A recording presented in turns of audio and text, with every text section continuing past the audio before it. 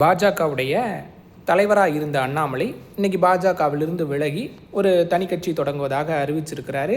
ஒரு லிங்க் ஒன்று போட்டு இதில் நீங்களாம் சேருங்க அப்படின்னு சொல்லியிருக்கிறாரு. இது வரைக்கும் ஒரு 7.5 லட்சம் பேர் சேர்ந்துருக்கிறாங்க. நீங்கள் இந்த வீடியோ பார்க்குறப்போ ஒரு 10 லட்சம் பேர் கூட அதில் உறுப்பினராக சேர்ந்துருப்பாங்க. பாஜகவில் முக்கிய பொறுப்பில் இருக்கிறவங்க கருநாகராஜன் போன்றவர்கள்லாம் விலகி நாங்கள் அண்ணாமலை கூட சேர்ந்து பயணிக்க போகிறோம் அப்படின்னு அறிவிச்சிருக்கிறாங்க.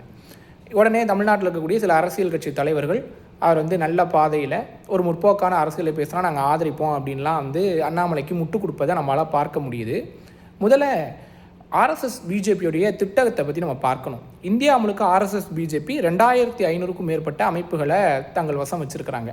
தமிழ்நாட்டிலே பார்த்திங்கன்னா இந்து முன்னணி, சந்து முன்னணி, பாரத் சேனா, அனுமத் சேனா அப்படின்னு நிறைய அமைப்புகளை வச்சுருப்பாங்க. இதெல்லாம் எதுக்குன்னா சின்ன சின்ன அணிகளாக அவங்க சிந்தனை இருக்கக்கூடிய வலதுசாரி சிந்தனை இருக்கக்கூடிய இந்துத்துவா வெறியர்களை உருவாக்குவதற்கு அவங்க வச்சுருக்கக்கூடிய ஒரு அமைப்பு.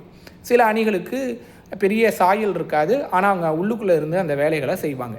அப்படியான ஒரு கட்சியாக தான் இந்த கட்சி மாறப்போகுது.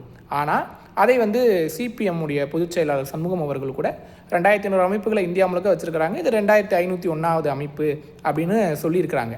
அப்படி இருக்கக்கூடிய சூழலில் தமிழ்நாட்டில் இருக்கக்கூடிய அரசியல் கட்சி தலைவர்கள், முற்போக்கு இயக்கத்துடைய தலைவர்கள் இதை போட்டு உடைச்சி இதை இல்லாமல் செய்கிறதுக்கும் இல்லை அதற்கு எதிரான களமாடுவதற்கும் அணித்தரலாமல் அவங்க ஆக்கப்பூர்வமான அரசியலை முன்னெடுத்தால் நாங்கள் ஆதரிப்போம்னு சொல்கிறதெல்லாம் கேலி கூத்தானது. கடைசியாக நம்ம கட்டியிருக்க கோவணத்தையும் ஆர்எஸ்எஸ் பிஜேபி அவுத்துட்டு போக அண்ணாமலையை இறக்கி விட்டுருக்கிறது. அண்ணாமலையை ஆரம்பத்திலேயே மக்கள் மன்றத்தில் அம்பலப்படுத்த வேண்டியது ஜனநாயக இயக்கங்களுடைய கடமை.